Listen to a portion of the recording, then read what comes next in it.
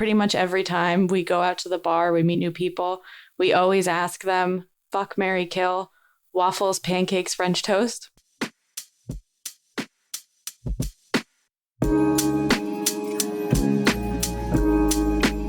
Welcome to Therapy is My Therapy, a podcast where licensed counselor Olivia and unlicensed client Tanya delve deep into real and raw conversations in order to demystify what really happens in that hour. Heads up, this podcast contains strong language and sensitive topics related to mental health. Hey everyone, Tanya here. This is a quick episode consisting primarily of some banter and an Ask Me Anything for Olivia. In this episode, we talk about the transactional nature of Chinese familial relationships, how to determine when and if someone is safe to confide in, and Olivia answers 2 listener questions. One is about how to deal with loneliness, and the second is about if confronting your abuser is necessary for healing. Enjoy the episode. I have no idea how to do these anymore, so I'm just making shit up. I don't know if we ever really had a strict guideline. No, we had some sort of things, and then this is evolving kind of on its own. Yeah, every time you post things that I say, I'm like, damn, that's so smart. I don't remember saying that one bit. You blow my mind on a regular basis. I shock myself. It's great. Even like the one you had about my mom doing things for a particular time or things that she didn't have, like shook me. Like I still sit with that one and just, I realized that because she's always giving me money and things. I'm like, I don't care. I want to hang out with you. But, that didn't make sense to her. Yeah, I think that's a common thing that I see a lot in that generation of parents is that their idea of support is very transactional, of I will do this thing for you, that they don't understand that you want to do things with them. I think that is usually the case. Well, the brother's son recently blew up the idea of, I think they call it Guanxi. In Cantonese, it's Guanxi. It means rapport / in that context, it's favor for a favor. So that's how Chinese business networks, like a giant referral system. Like Olivia did me a solid this one time and I'll recommend you to her and so on and so forth. So it's all very transactional. Like inherently, so much of the culture is transactional.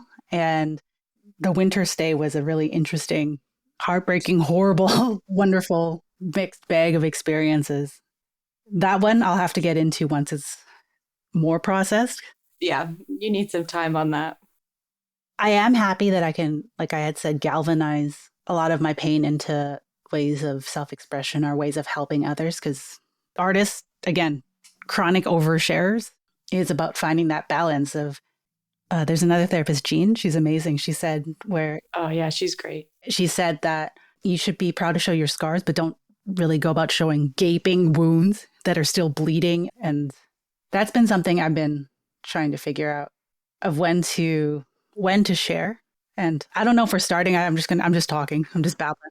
I mean, this is starting. We're in the work now. We're in the work. And yeah, sometimes I don't know when to share a thing. Sometimes it can be way too fresh and it's still super tender. And I someone pokes at it or even bumps into it, metaphorically speaking, and I freak the fuck out. Or sometimes where it's so calloused and full of scar tissue, you almost don't feel anything. And then there's still a bunch of unprocessed pain underneath. And I'm never quite sure as to when to find that balance. And I don't know what your thoughts on it are. Yeah, I mean, my procedure is that there's a circle, I guess it's a spiral of layers, like a record player. And when something happens that opens a wound or creates a new one or whatever, the innermost circle are the people that I allow to see the gaping wound, because those are people who have been vetted through every stage. And the only reason they're in the middle is because they have proven that they have earned the right to my story and that they are not going to use it against me. They're not going to criticize me about it or save it as ammo for later or do anything other than just hold space for me so that it can start to heal. And so I start there.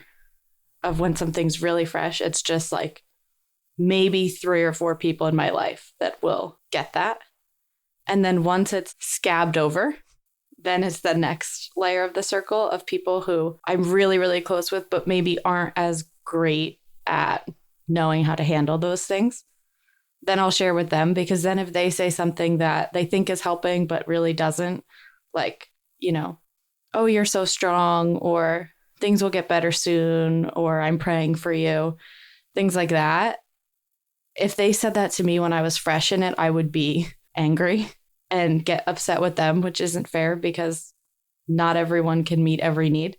So once I get to the point of feeling like, okay, those words from people who I know love me are not going to harm me, that's when I share with them. And then when it gets to that next stage of, okay, it's primarily healed. It's still going to hurt if you open it back up, but it can handle being open to the world. You don't need a Band-Aid on it at that point. That's when I'll share it with other people in my life. And then I'm not going to share it with the world until it's at a place where I have fully processed it, know what it means to me, and know how to handle it when it does get poked or reopened. And that is something that took me a really long time to learn, that there are certain people that should not get to hear your story. And also being able to discern what to share and what the function of sharing it is, right? Like, are you sharing it because you need support, or are you sharing it because you want to give others support? And so I think that helps me figure out where I'm at in the process of like, okay, if I want to tell someone this because I need to feel validated, that means the people I need to tell are very specific. But if I've worked through this a lot and I'm just trying to share my story to help other people who may be going through something similar, that's when I would be ready to like share it on a platform like this. But if there's something super raw, I'm not going to allow myself to be exposed to other people that I don't know how they'll respond to it. Yeah, that makes total sense. My litmus test for figuring out who was okay to tell and confide in, that was definitely pretty janky for much of my life. And I would imagine it was janky because it was, in a sense, calibrated in a really fucked up way where your primary caretakers were also antagonizing and abusing you. And so you go, I have to assume that they're safe even when they've demonstrated that they're not. Because as a child, you'll do all sorts of mental gymnastics in order to feel that your parents are safe. Because if they're not, then evolutionarily speaking, that's a really maladaptive way to think. So eventually you just start going, I guess this is normal and this is what we do. And oversharing is a way to almost fast track connection through things like trauma bonding. And yeah, it took me a while to figure at least some of it out. And I mean, never mind other people earning your trust. I had to earn my trust in a sense because there was so much self-abandonment where I would just hand people essentially all the ingredients to build a cage around me and be like, here you go. And yeah, it took a while to just gain that trust. And I have a couple of questions and then we can launch to the Ask Me Anything. So for you personally, how does someone earn the right to your story, as you said? That's a good question. So there's an analogy that's used a lot in the counseling field. I heard it from Brené Brown. I'm not sure if she invented it. I can look into it, but it's like called the trust marbles jar. So it's basically the idea that trust is like putting little marbles into a jar.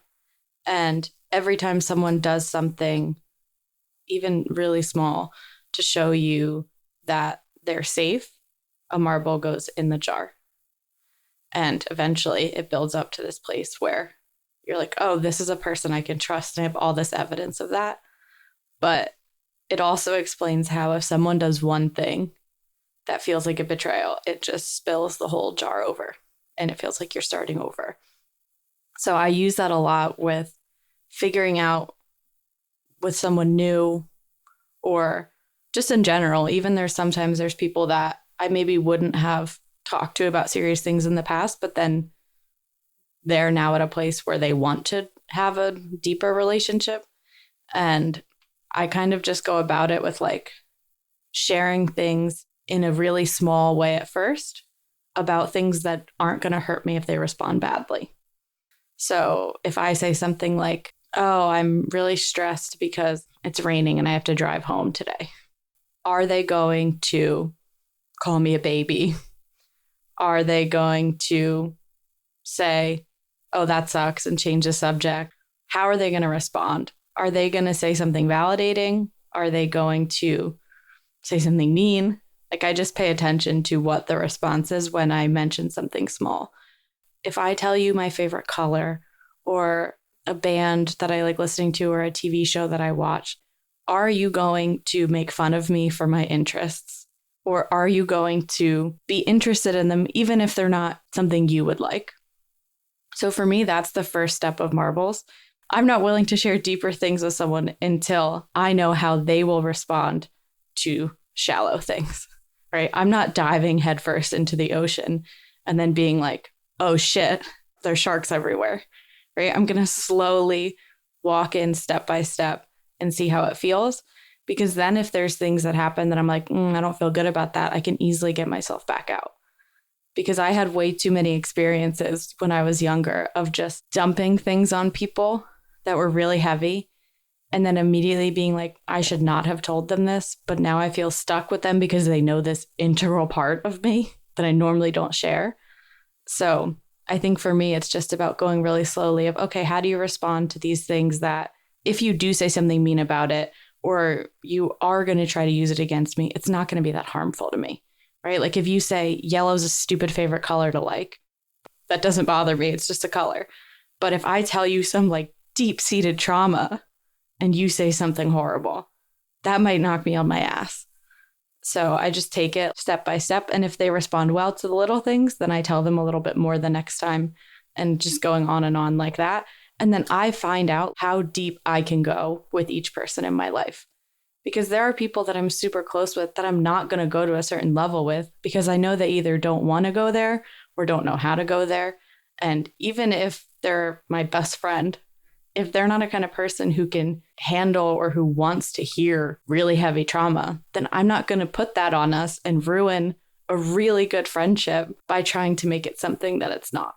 My mom and I, I've talked about our relationship in the past, and now it's becoming something different, in the present.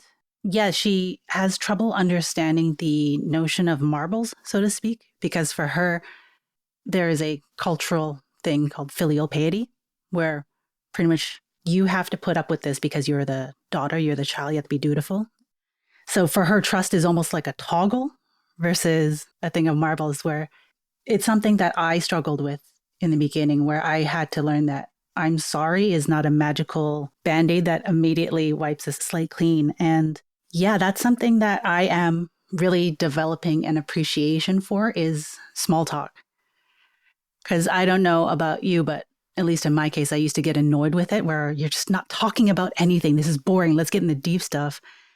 As an adult and through therapy, I realized, no, that's a lack of boundaries for yourself and them. And small talk is fantastic because you get to establish trust with little things. Yeah. And it's something too that I used to think small talk had to be the neurotypical way of, hi, how are you? How's the weather?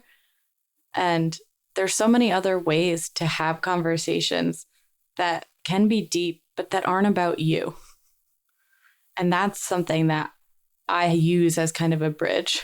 I don't understand. I'm an artist with ADHD. Everything is literally about me. But seriously, like, it took me a while to realize that too, of like, oh, I can have a deep conversation, but it doesn't have to be about my trauma. I'm known to ask a lot of strange philosophical questions with people just because I'm really interested in like what your thought process is and how you respond to people disagreeing with you, and if you've thought through why you believe a certain thing, or if you're just saying it because you heard someone else say it or because your parents believe it. Like, that tells me a lot about a person in a really harmless way. And I think that's, for me, a really good bridge because it allows me to not feel bored by the conversation, but also be getting like just information about how their mind works, what their communication skills are, and how passionate they are about things. because it's something I didn't know I was doing on purpose. It wasn't like a calculated effort of like, okay, I'm going to ask you this question. I'm going to take notes on how you respond. It was just more like I didn't want to ask the silly questions. So I would just kind of interview people about like deeper things like free will and if you believe in it. And, you know, it's been really helpful in me finding people who have really similar worldviews as me. Because even if we disagree on things, like people being really passionate about stuff that isn't relevant to you is really fun. My friends and I, pretty much every time we go out to the bar, we meet new people, we always ask them, fuck, marry, kill, waffles, pancakes, French toast. And it is the easiest way to get to know somebody. Wait, is that one sentence? Yeah. So fuck, marry, kill is the game. Usually it's about people, but we do it about breakfast foods. So it started because my friend Dylan would use it as her like opening line on dating apps. Solid. And it's so useful because there are men who will be like, that's a stupid fucking question. And then there are other ones who will like actually engage in it and give their answer. And like, it really does tell you very quickly if someone is down to clown. So it's really fun, but it gets very heated because people are very sure about their answer being the right one. But it's such a good example for me of ways that you can not have boring conversations, but still get to know people. But yeah, what is your answer? Okay, so fuck as in, I assume it's like you're attracted to? Fuck is a item or person that you are attracted to. And it's kind of like an indulgence, but it's not something that you would want forever. Okay. And then marry is obviously the thing that you love best that you want to have forever. That's like stable and consistent. And then kill is the one of the three that you care the least about and are not going to save it if you need to save the other two. Okay. So what were the options? Waffles, pancakes, French toast. I want to say fuck French toast, marry pancakes, and kill waffles. I just don't care about waffles. I don't know why. The texture, it doesn't do it for me. And it's enraging. Like what people love most is how the syrup gets stuck in the grid. But that's actually what I hate because it's just a giant mouthful of soggy waffle and syrup. That's a very common answer. That's one that most people have picked. Yeah, that's funny because I was thinking about my answer as you were talking about it. And I realized how much it does reveal about me as a person, say the passion I have against waffles and the way I explain it. And more importantly, what happens when we have dissenting views, right? Like if you're like, waffles are the greatest. And I'm like, literally fuck waffles, but not in the parameters of this game. Yeah, I mean, it's exactly that. It's when you take something that's not a person and try to give it person qualities, you have to give it a personality. Right? Like that's the only way to decide what you're going to do is like, okay, well, what personality do I associate with each of these foods? And that shows you what personality traits that you value most and which ones you're most attracted to and what things you don't really care about. And it's super silly, but it really does give you kind of a good first look at how someone's brain works. That makes total sense. That's actually brilliant. Your friend is brilliant. Shout out to Dylan. And then, oh my God, then we saw on the Netflix show Love is Blind, on the last season, some guy asked that exact question on a date. And I'm like, I bet my life that he's a man that ran into us at a bar years ago and he stole our question and he put it on TV. You want royalties, send him a letter. I'm telling you. Demand royalties. But I find that interesting because when you were describing how you will use questions to find out more about a person, find out their values, how they respond to certain things. And also, I laughed when you said, I wasn't doing it on purpose. I was thinking you literally went to school how to do this professionally because and it's not an accusation. Yeah.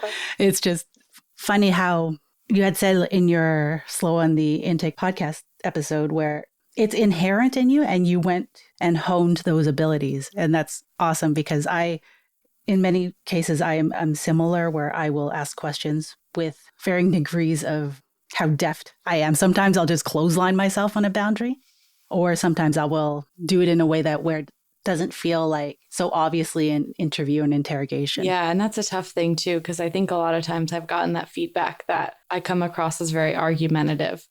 because I'm asking a lot of follow-up questions and being very like intent on continuing a conversation like that and like getting deeper into it. And I found that a lot of people find that to be like, they think it's me trying to always be right or be creating conflict. And it's really just like, no, I'm like so interested in this. I want to know more about how this works for your brain. Yeah, I don't know if it's a neurotypical thing or a societal thing where I feel people are taught to just drop it.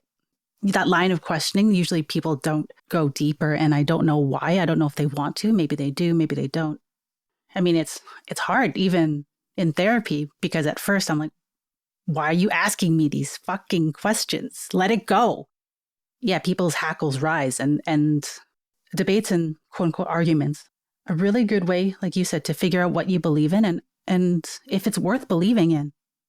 Because if you can't defend it, if you truly, you're like, we just do it that way, or because I said so, then is this something that you should keep clinging on to? And that I feel is a big part of therapy, where, say, my self-loathing, that I am worthless and unlovable, Catherine, my therapist, would ask questions and keep going until I realized that I have no defenses against this.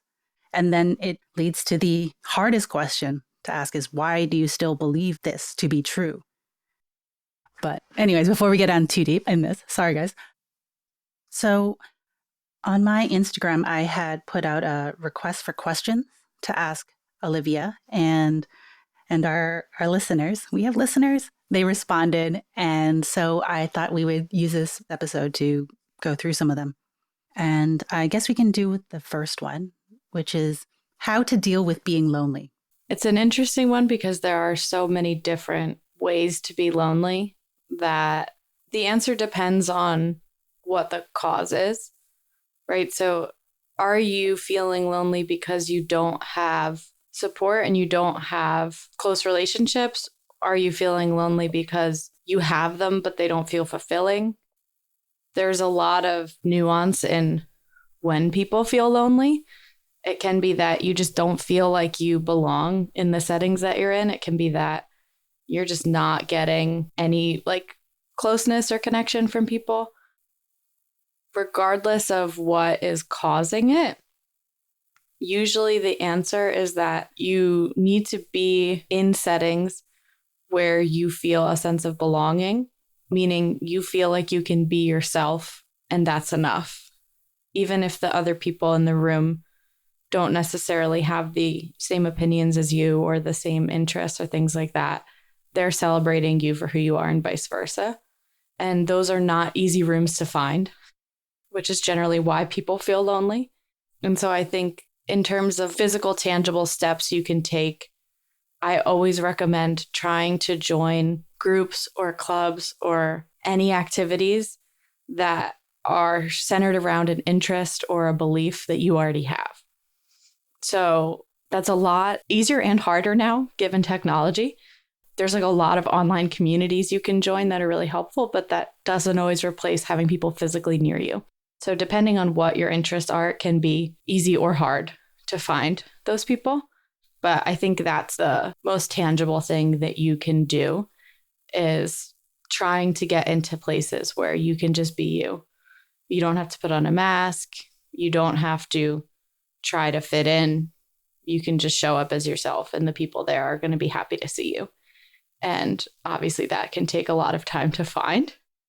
So I think some areas it's easier to find that than others. Like if you live in big cities that have events all the time for different activities, it might be easier. But I think starting there of just looking to see what's around, and maybe it's something that you're not super skilled in yet, but you want to get better at, like take an art class, take a cooking class, like things like that, that even if you don't necessarily end up becoming best friends with the people there, just being around other people who are interested in something you're interested in is really soothing.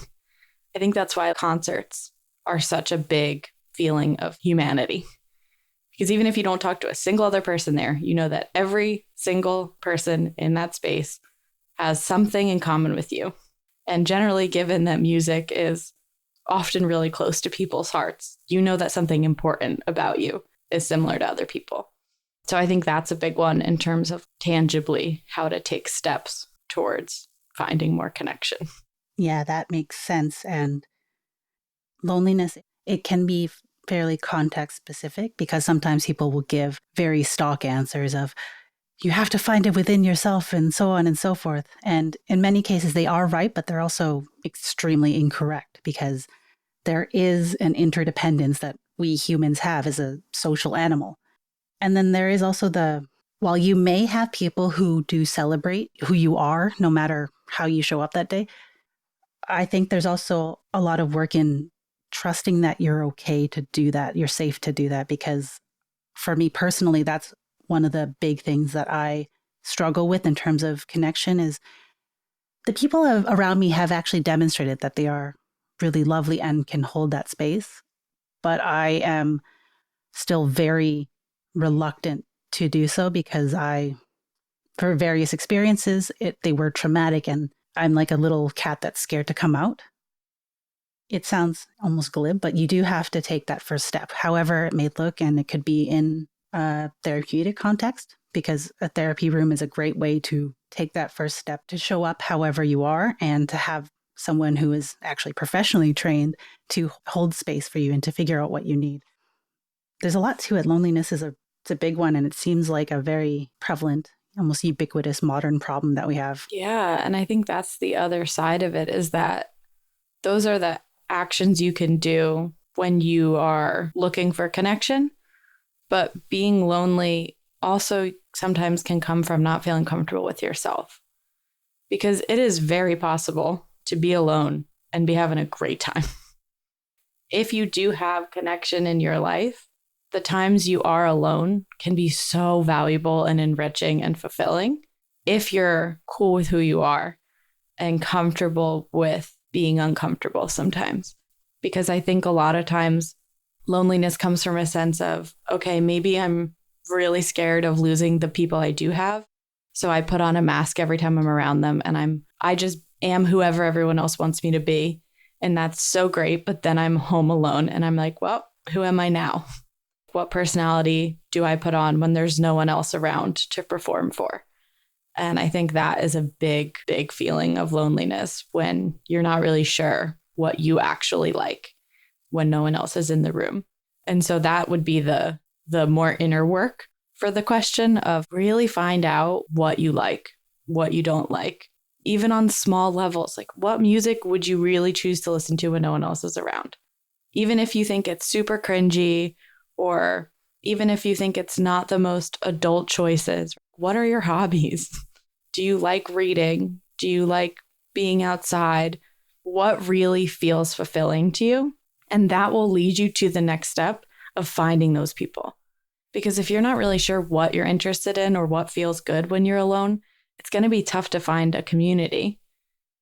So I think the other side of that question is to really just learn to sit with yourself and see what comes to your head. Put your phone down, put any screens away, and just for 10 minutes, sit with yourself and let your thoughts just kind of be and see what comes up of what you want to do. Do you want to write? Do you want to draw? Do you want to be in nature? Do you want to go to sleep? Really just trying to start tuning into what your body's asking for. And it's going to be uncomfortable at first if you're used to not being alone, or if you actively try to have people around you all the time. But doing it in really small bursts of let me just see how it feels to spend this 1 hour alone or this one night alone when I normally wouldn't, and see what comes up. And if you can get yourself to sit with that discomfort, you're probably going to find that some good things come out of it, because usually boredom leads to creativity. And I think that's something that I was very hesitant to do for a long time because I really liked being around people. But once I was forced into a space of being alone, I realized how much I loved it. And it really helped me tune back into hobbies that I'd had when I was younger that I don't think I would have prioritized if I was just doing what other people enjoyed. Like you had touched upon it, where it's essentially pay attention to how you feel when you're doing an activity where you lose track of time and you're having a lot of fun. And I imagine that's a lot of what the how do you feel in your body questions are, but it's essentially, it's a fantastic way to calibrate these things, right? So when I feel like I lose track of time and I feel light and I'm laughing, I can pay attention to that and try to tune into other moments where that's happening. And you can sense patterns, you can sense trends. When I'm with old friends that I've known forever and ever, I feel that way. When I'm in a business meeting, I do not feel this way. And yeah, I don't know where to go with that, but that's fantastic. So you get to pick the second question. I think this one. Is it important for the outcome or healing process of the therapy to confront the abuser? So that's really complicated in the sense that every situation is going to look different. And abuse is such a vast term that it could mean a lot. But I think what's important to note is that the function of the healing process in a lot of ways is to become more aware of what makes you feel safe and how to bolster your own self-worth and boundaries and sense of what feels good and what doesn't, to be able to communicate in general with people and have relationships in the future. And by relationships, I don't just mean romantic. I mean like friends, family, everybody. Being able to show up in those spaces and feel good. So in terms of how confronting your abuser fits into that, it really depends on what the function would be for you. Do you want to confront them to get validation that they've hurt you? Do you want to confront them in a legal way so that they can have consequences for what they've done? Do you want to confront them because you want to maintain a relationship with them? Those are all vastly different situations, and I can't give a one-size-fits-all answer. But I think that when it comes to validating that you've been hurt, they do not need to play a role in that. They probably won't give you what you want to know. And putting yourself in a position of trying to prove that they hurt you or make them admit it is likely going to cause more harm. Now, if you want to legally have them face consequences, that's a very different situation. And in that case, you don't necessarily have to be the one confronting them. So that can be very therapeutic for people. It can also be very traumatic. And that is on you to decide and to process and work through, hopefully with professionals, of if that's something that feels right. But it's also really complicated too, because a lot of times the people who have done the abuse are family members or people that you know, people that it might be really hard to not have around. And there's so many cultural differences there too, that it's not as simple as just don't ever talk to them again.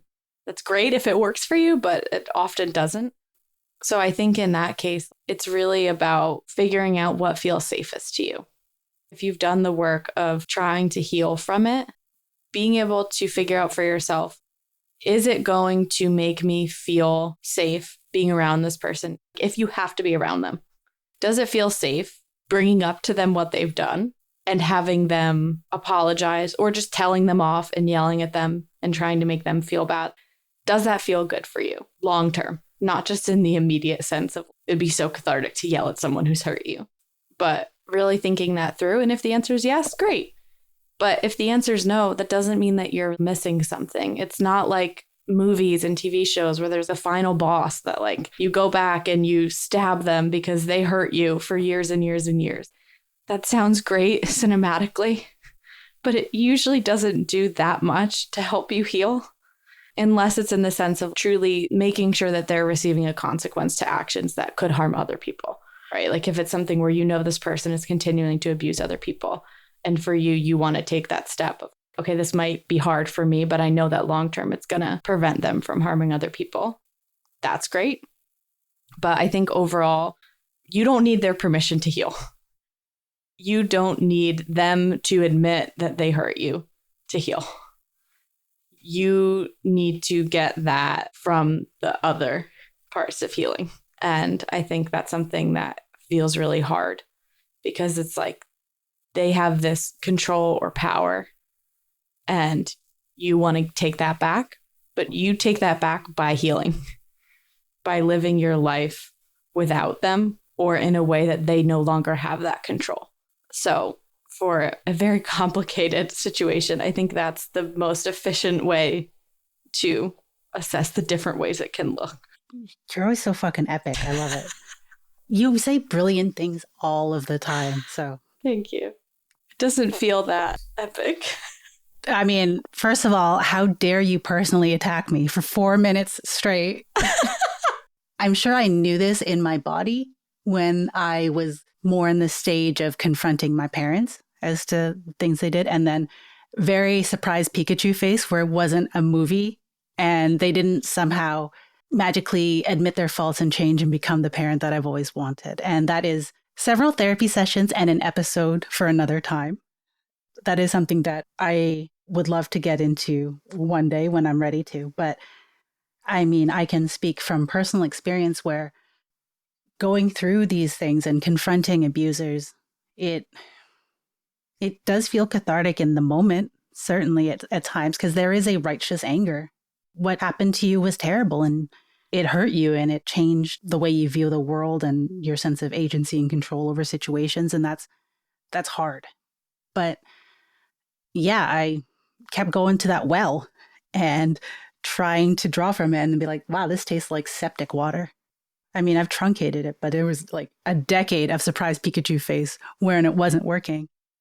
And even when it was, and there is what you had said about how your abuser does not need to play a role in your healing is huge. And I'd like to underline that with a giant marker because I think a lot of people forget that or don't.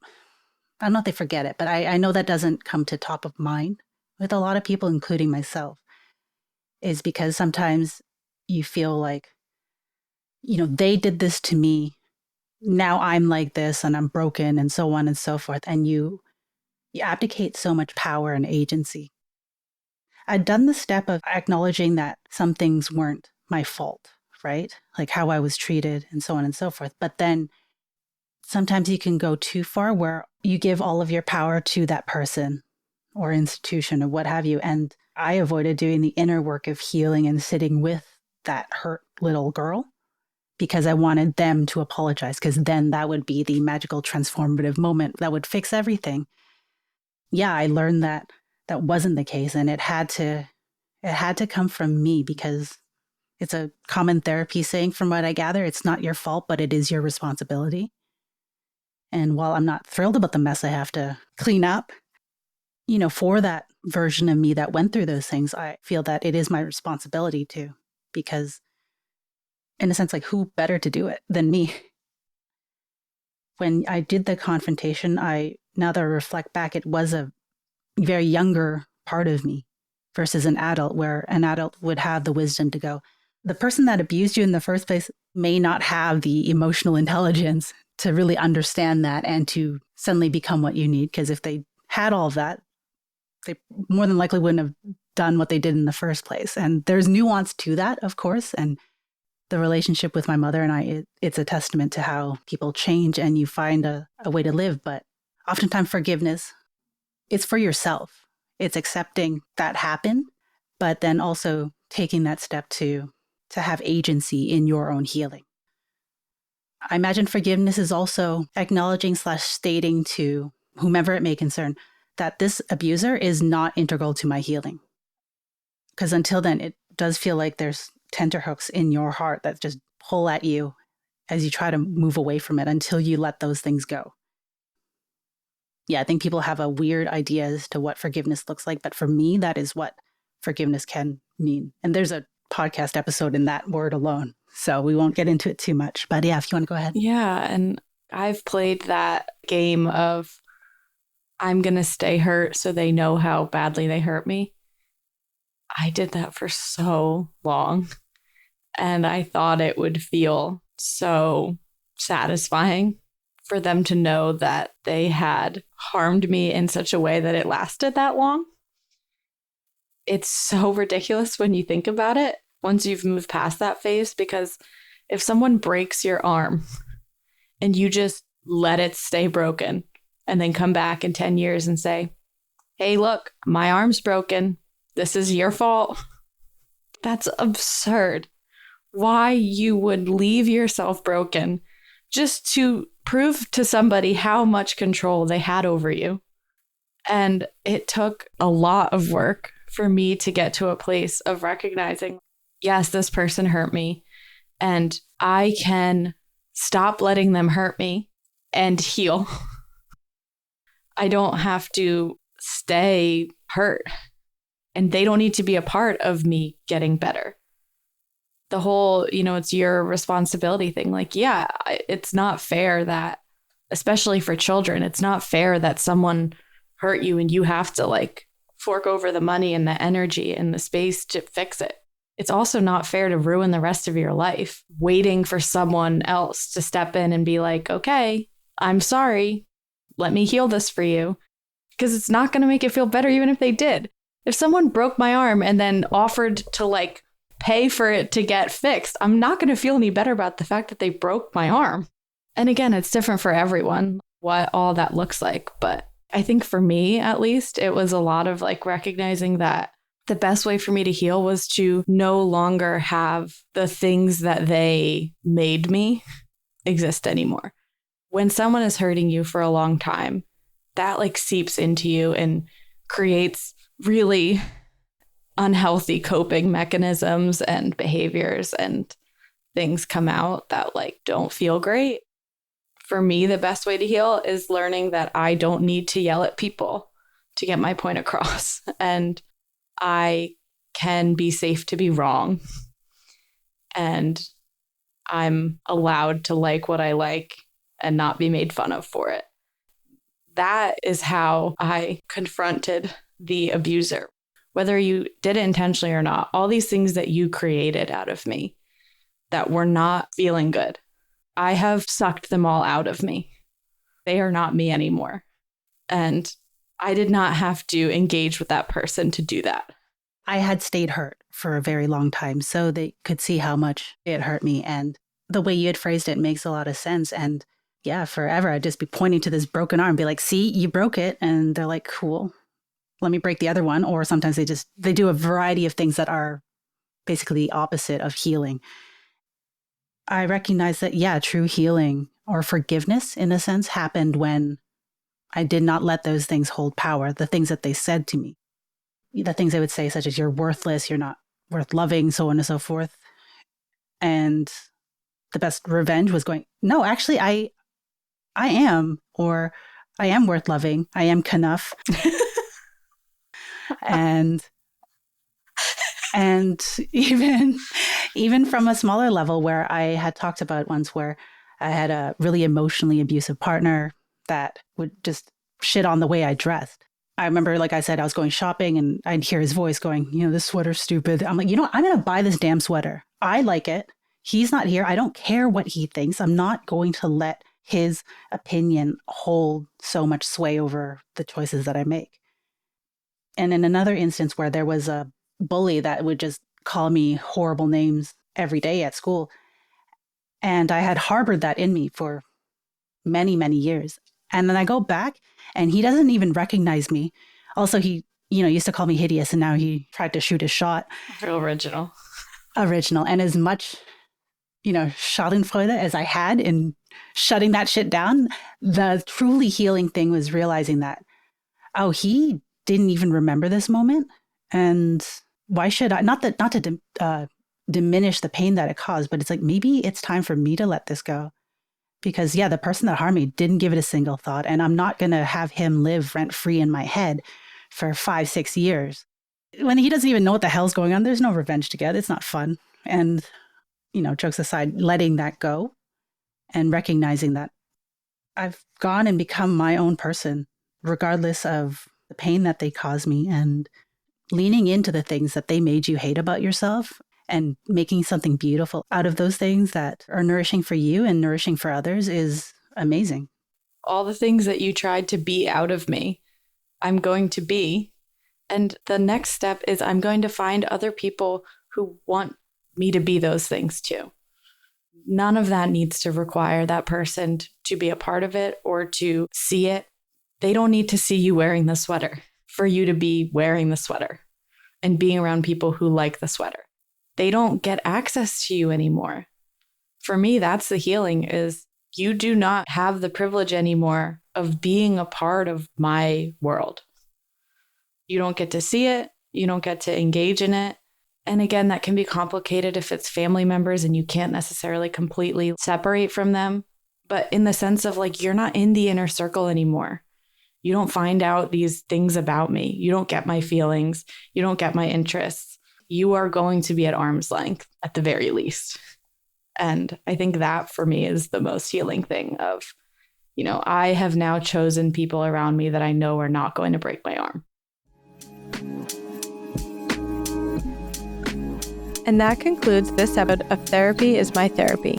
If you enjoyed today's episode, please consider subscribing so you never miss an update. Once again, thanks for tuning in. The content discussed on this podcast is for educational and entertainment purposes only and does not act as a replacement for therapy. Although we may share tools that have worked for us and talk about symptoms we've experienced, it is not meant to be used